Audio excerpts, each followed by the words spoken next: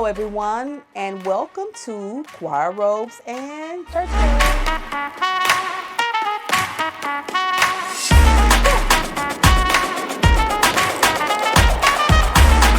I'm Miss Tan. I'm CJ.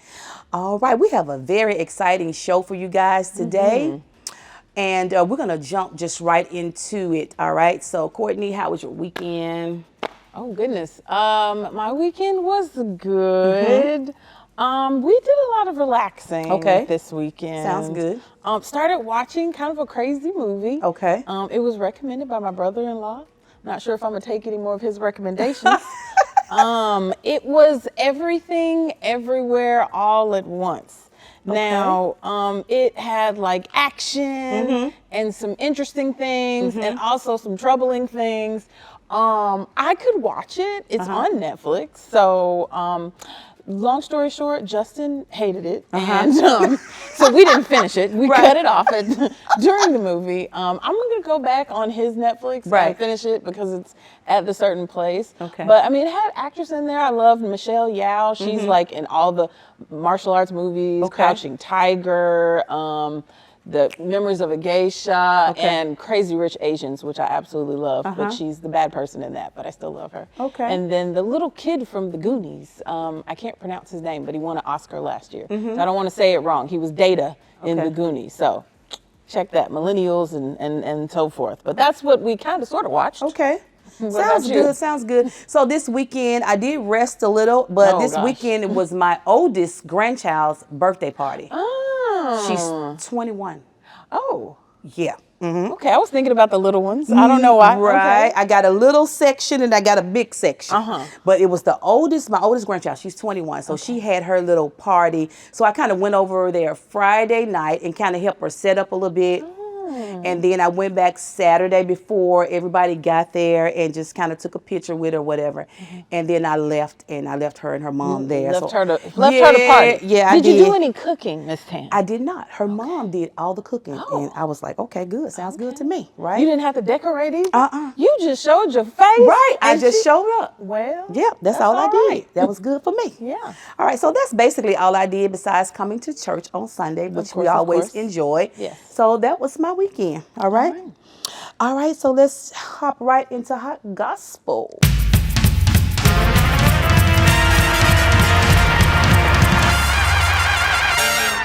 Hot Gospel today. Yeah. What you got? Well, I have to tell you, I stole a little bit of the Hot Gospel that you had going on. Oh, what I do?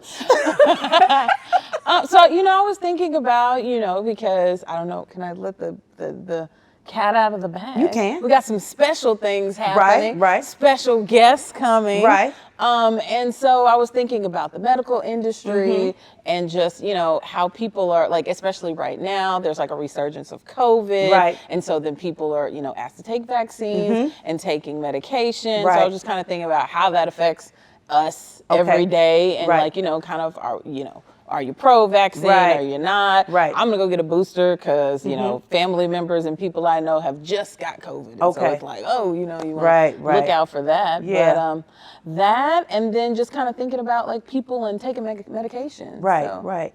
And speaking of medications, so I wanted to talk about, a lot of times I hear people say that they don't like to take medications. What they say is that when they're prescribed medications, sometimes the medications make them sicker than what the illness actually is. Gotcha, yeah. And so they'll say, I know some people say, I won't even take an aspirin.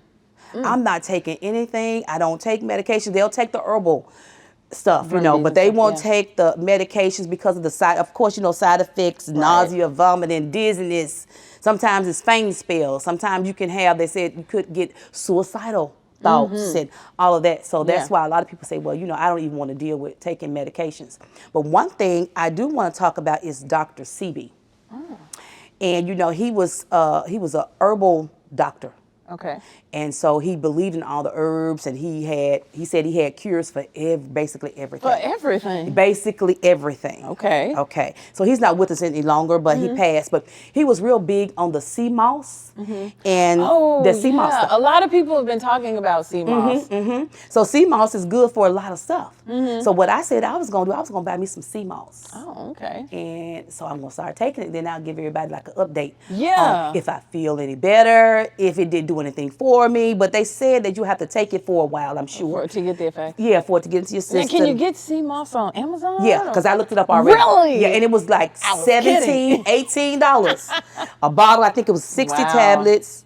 And but you know they have different brands, like. But I think it was the Dr. CB tablet. Yeah, well you can get tablets, and then they have like the little liquids stuff. I think so as well. Drink or pour into something else. That's interesting. Yeah. I know that the side effects and all of that. You can be watching TV and then the commercials come on and you're like, good Lord, right? In heaven, I know that this is a bad illness, but they're listing so many things. It sounds like a car commercial. Exactly. Where at the end of it, you're just like that fine print of them side effects. I don't think I want to do that. So I get that. And so to that, I did look up kind of some of the reasons why people don't like to take the prescribed medication, and like fear is one of those reasons. So that taps right into that. Another one is cost, because everybody doesn't have health insurance, and even if you do, you think that it's going to help this much, and you get up to the pharmacy and they're still telling you a grip, especially if you have to refill more than one at the same time, and that can just be awful. So I've heard GoodRx is good. I haven't used it myself, but I've seen plenty of commercials and people talking about it. So you could try that. Yeah, that's true. And then another thing, speaking of the cost. So I went to the doctor some months ago, so I had to take a prescription, right? Because I have colitis. And so I went to the pharmacy and I said, okay, I have insurance, right? So I was like, okay, what's the cost? $1,200. I said, but I have insurance. Say what? $1,200. At the pharmacy? At the pharmacy. That sounds like a emergency room type of a bill. $1,200. No, ma'am. I said, you know what? Don't even worry about it. I'll just, take my regular stuff I've been taking. Don't even worry about it. I mean, are those $1,200 in gold? I don't know. I'm sorry, I've never heard of any. That's crazy. So I mean, that is a major barrier that people will have because insurance are not.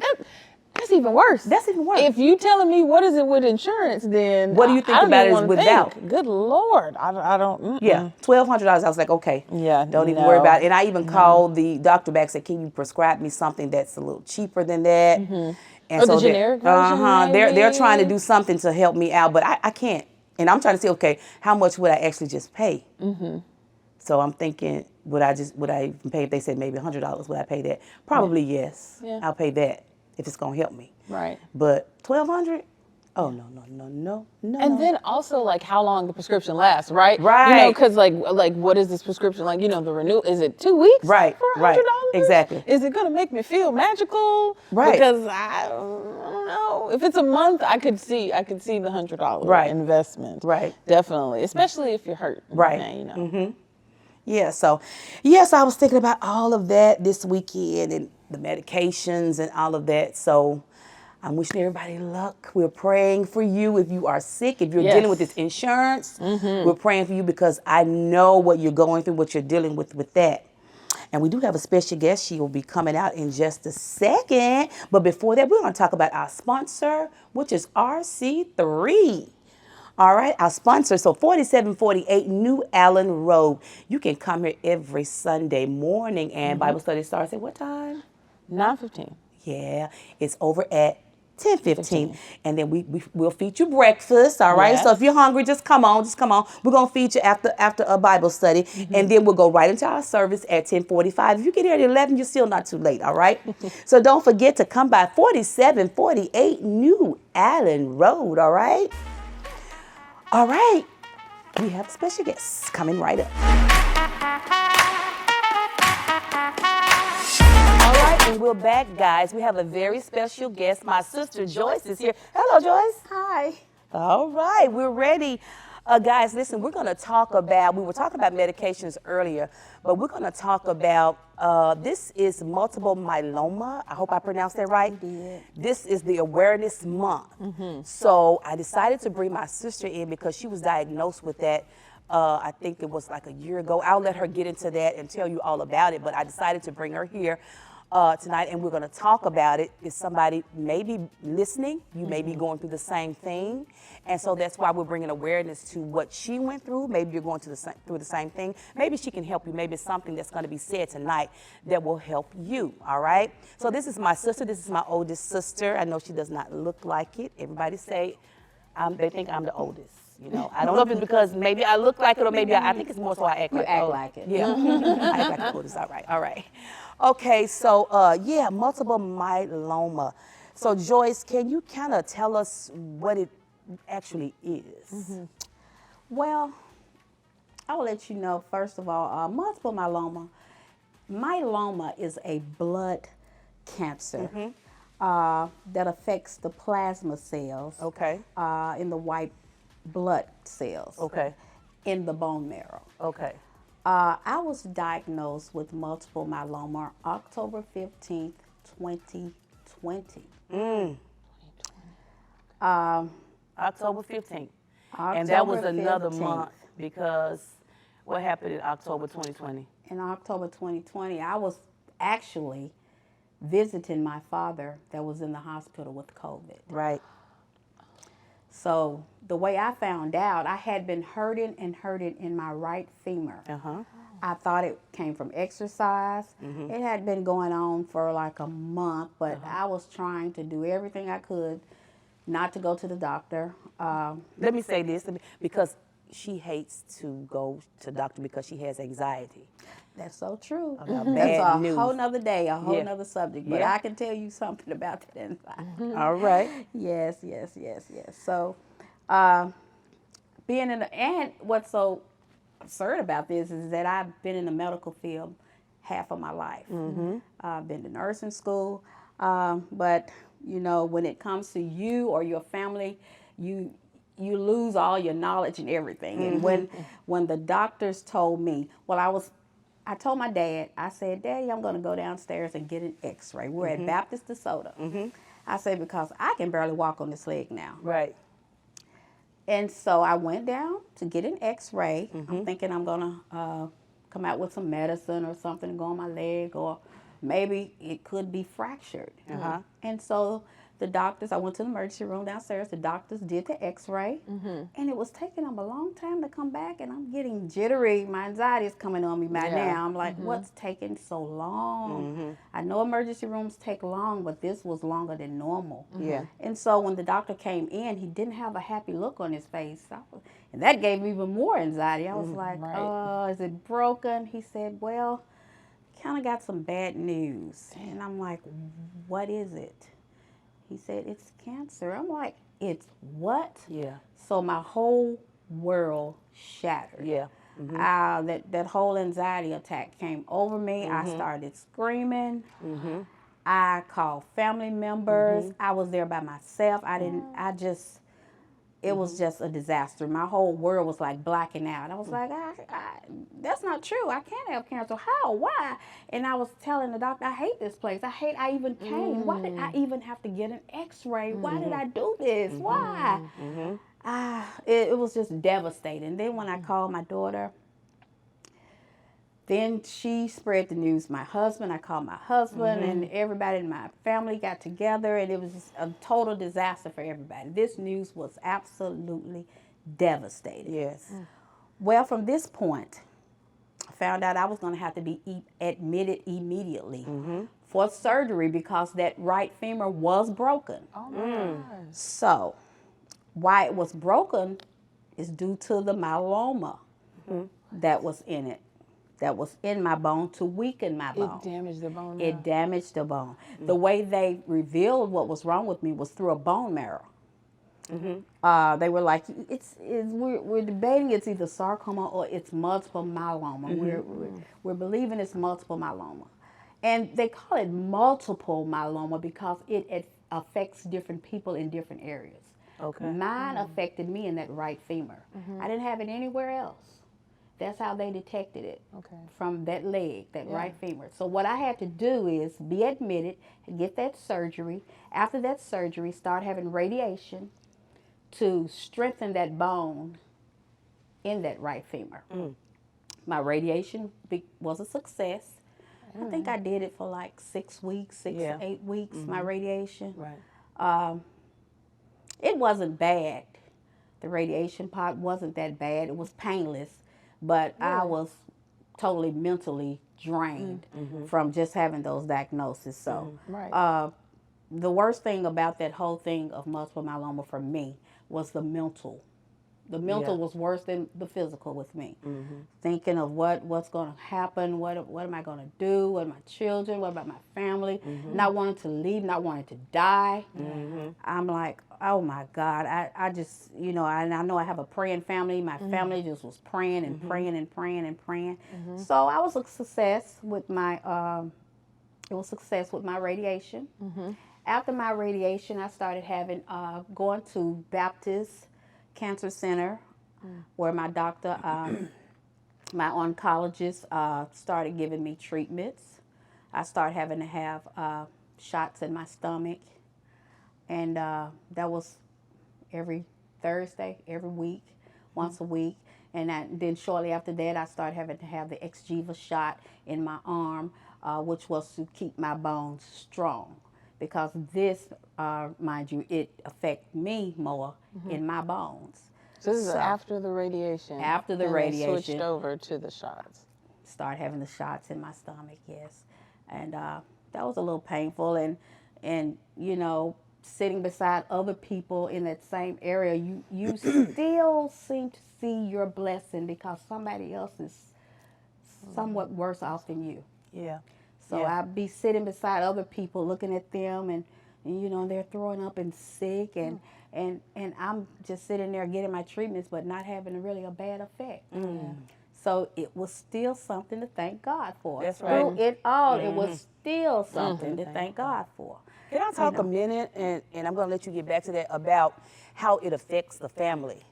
Because when she was at the hospital, and I had just got home because I was there, you was going to relieve me to see Sam there with Daddy, right? Right. And so I had just gotten home. And so I'm getting ready to get in the shower, undressed and everything. I got a phone call, and when I said hello, I heard nothing but screams. Oh my God, they said I have cancer. I have cancer. I said, what? I have cancer. I have cancer. And then I went into shock, like I just stopped. I was like, okay, I know this is not my sister saying she has cancer. Okay.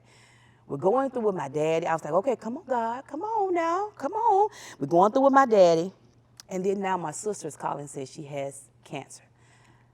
And I went into shock. I was like, okay. And then I tried to calm, because I always try to calm people down. So I tried to calm her down. The doctor was trying to calm her down. And I told him, I said, let me talk to her. I said, okay. All right, calm down. I need to hear you. Let's talk about it. Let's see what he's going to say. What do we need to do? So I tried to calm her down and everything. And then she got off the phone. And so when she got off the phone, I was still in shock. I was like, okay, no time to cry. I don't know what to do. And then I started praying. I said, okay, God, I need you to work this out. I don't know what to do. I don't know how to do it. I need you to work this out. So at that time, then we got all the family together and we prayed, went over to your house. And I think James, your husband, went up there with you because they didn't let anybody come up. I think they let one person. Yeah. So he was up there. I was at home with your house with your kids. Okay. And so we were praying and stuff and with Mom, and I brought my mom back to my house when we got through. And if anybody knows in my family, I believe in the power of prayer. And immediately everything shuts down when I have to pray. Everybody got to cease. Everybody got to go. So I went home, and my husband and my mom was there. My son, I told my husband, I said, I don't want no phone calls. Nobody needs to interrupt me in this bedroom. I need to pray. So I closed the door. I got down on my knees, and I was just, talking to God. I said, God, I don't know what to do, but I do know you're God, and I need you to work this thing out. And so that's what, then I called my sister that stays in Florida, and she was all upset. And so as a family, you're like, what? And especially if your sister or your children, not my But then God said, why not? You know, you're no better than anybody else. You know, if somebody else can go through it, so can you. But I was like, okay, this is what it is, but I do know we serve a good God. If he brought me out of one thing, he'll bring us out of this one. So my faith was there. I told her, keep the faith. This is just a process, you know, we're going to keep the faith, and we believe and we serve a great God. Amen. And so that's what you go through as a sister, as family members, when you hear that news of your family. And it don't have to be cancer, it can be anything, you know, any type of illness, you know, that you're going through. It's just devastating to your family and stuff and everything you have to go through. But you have to stick together, and you have to believe in the power of prayer and keep that faith. That's number one. That's so true. That is so true. You have any questions? I mean, dealing with that, Yeah. I'm just, Right. I'm taking questions. You just We'll gotta be push here it all in, day. yeah. Yeah, because I'm getting this Right. information now. But it's just like, first of all, like, I mean, dealing with that during COVID is a thing of its own. Like, Right. you were already going through the process of, like, your dad being Yes. sick, and you know how during that time they're not letting a lot of people in Right. the hospital. Right. Like, we were shut down for Right. like 2 years. Right. Like, so Right. then on top of that, and then you were like, they immediately admitted you. So then they Right. let your husband go. So thank God for your Right, family right. that they could come and like come Yes. together, not only to pray, but to like be there Right. with your kids and just like surround you. So I'm sure like when you got out, like you needed that, like Right. Oh, because yes. you know normally we're the type of people will go to the hospital Right. and pray for you and pray with you and Right. sit Right. with you. Right. And during that time, like I could not imagine what it would be like to be ill during that time and not have that, Yeah. you know, especially people that have big families and families like we have that kind of family where I would expect everybody to be Right. around me. Right. And Right. so thank God you had your husband that was Yes. able to come. Yes. But I mean, you know, that's Yeah. definitely, I couldn't even imagine Right. what you guys are going through because you got your dad and then you've got that. Right. And we know how people feel about cancer diagnosis. Right, Like that's just right. a reality Yes. in our Right. world. Uh-huh. But Exactly. God is so much greater so than much that. greater. Bigger And and I love that you stronger. she said, I'm going to my prayer room, Yes. not my prayer closet, My my prayer prayer room. room. Right. I'm on these knees. Y'all don't bother me. You know I love you, but don't bother Don't me. bother me. I'm in here talking to the man. Yes. And that, you know, that's what we got to do sometimes. Yes, We got to yes. like actually feel comfortable and confident to be able to do that, to call on him. That's right. And so, like, I mean, praise the Lord that you're here. We already Right. know the end of the That's right. testimony, That's but right. she ain't got to it yet. That's not how the So, story ends. right. So, like, what other kind of treatments did you have? So, a few months later, the doctors came and told me, the oncologist said, would you be interested in doing a stem cell transplant? And I said, well, yeah, maybe. He said, we think that you are a good candidate. You're pretty young. We don't see any other health issues. You would have to, you know, do a chest x-ray and different little tests to make sure that you'll be able to do it, that you're strong enough to do it. But you are a good candidate for it. So what I did, I prayed about it. I talked to God about it. And my husband, he didn't too much agree with me having it. He was just devastated all the way around. He just didn't want this to be. Yeah. And so it was kind of me and God on How this. long y'all been married? It would be 40 years on And March that's 17th. the reason why he Yeah. was like, not my baby. Right. It will be 40 years on March 17th Wow. of We this love year. Yes. marriages. And so that's a blessing in itself. And so I decided, after talking to God, that I would do the stem cell transplant. And they said, and you will be able to use your own stem cells.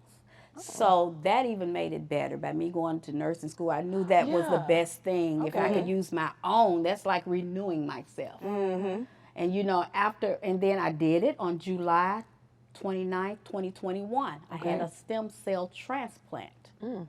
They told me I was going to have to be in the hospital for like 3 weeks. Wow. Ended up, didn't have to be in the hospital, but for 2 weeks, they said I recovered a little faster than normal. God was continuously Yes. working, Yes. working. Prayers were going through. Prayers were going through. So the stem cell transplant was a success. So I guess within 2 weeks, I had to go back and get some testing to make sure everything was okay and that it did work and all that. And they told me, it worked. You know, it works. Stem cell I transplant know, worked. right. We don't see any more cancer. I say no more Yes. cancer. Say that again. Yes, I No know. more cancer. And so, you know, it just was in my spirit. It's like God said, the cancer is canceled. And that stuck with me. Yes, You know, yes. he said, you know, they say you're in remission, but I say the cancer is canceled. Right, right, That means right. it's not coming back. It's not coming back. Amen. Yes. So, you know, my belief is yes. that it's not coming back. All I right. won't accept it. Right, right, And right. so I just feel, you know, blessed to have a praying family. You know, a very prayerful, praying family. That's a lot when you're going Yes, through yes, what I'm going through, to have a praying, supportive family. You know, my husband, my children, my sisters, my dear mother. You could just, I could almost hear my mom praying. Yeah, Because, right. you know, that's my mother. And she's praying. I could see, I could feel it, her praying for me. Right. And, you know, I didn't even get a chance to tell my dad because we didn't want him to get any sicker or to worry him with it. Right. So I never told my father that it happened because he passed before all of this. Yeah. Oh. We never told him. We never told him. Now, he knew that she had hurt her leg. And he kept telling me, you need to go check on your Yeah. leg. And so we would, when I FaceTime, I said, I don't want you to look like you're in the hospital. We can't. Right. So we would try to FaceTime when she didn't look like she was in the hospital, and he would see her, and he was in on his sick bed too. And I was like, okay. I said, don't say anything or whatever, you know. And so, yeah, we were trying to do all of that. We didn't want him to know it all. And so she didn't, you know, she didn't tell him. He didn't know, so she didn't tell him. Right. But yeah, father passed during that time. But you know, we're still blessed, and we're still blessed. She's still here, Yes. and we are still blessed. Right. And so, Yeah. you know, the question was, what did I do wrong what did I do to bring this terrible sickness upon myself? What did I do? And, you know, it took a while, but it came to me like, this is for you to help somebody else. So I want to help somebody by letting you know, if you've been diagnosed with cancer, any type of cancer, I know how you feel. I know how other people feel about when they hear that you've been diagnosed with cancer. The first thing come through their mind is, oh gosh, boy, it's only a matter of time. They're going to die. They're going to die. But if you notice and look on the news, people are dying faster than, you know, it doesn't have to be cancer, but it can be something else. Something else. So don't let that word cancer scare you away and have you to lose your faith. Right, right. Don't let the word cancer make you lose your faith. That's right. You know, I often say faith over fear. That's right. And, you know, even though me still right today, I have some little fear issues. You know, it always is going through your head. Right. You're human. But, you know, I always know that God is my ultimate joy. Yeah. I turn to him when negative thoughts come in my head. Right. Yeah. And I start praying to him, hey, you healed me. You said the cancer is canceled. Amen. You healed me. You created me. And, you know, I trust you to continue to keep me healthy. That's right. And so, you know, just trust God. That's right. That is the best medicine I can give you. Prayer, trust God, hold on to your faith, faith over fear. Yes. You know, and just believe. Trust him and believe. Well, thank you, Joyce. We're so You're happy very to have you welcome. here. I'm so happy to be here. And hopefully you guys got something out of that great message. And we hope that she's helped somebody. And so we just thank you for listening and for tuning in tonight. And hopefully we've helped somebody. And thank you so much. You see our shirt? Okay. As you guys should have noticed, we have switched today. Yes, we did. So We switched I our roles. get the pleasure of saying, Miss Tan, show the people what your shirt says. What does it say? Today. What is it? I wear burgundy for my sister. All right, and you're gonna have to read the first word. The second word's myeloma awareness. Okay. Is it? Oh, it's multiple. Multiple. All right, and Miss Joyce. Oh, yes, check mine you out. says, my God Is stronger than multiple myeloma. And he is. Exactly. I am a living witness.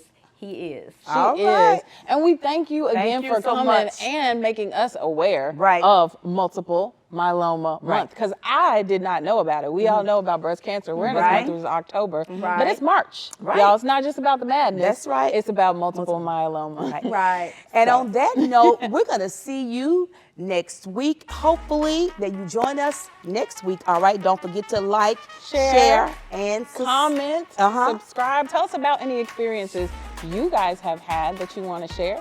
And like the video. That's right. And we'll see you next week on Quarros and Church clothes.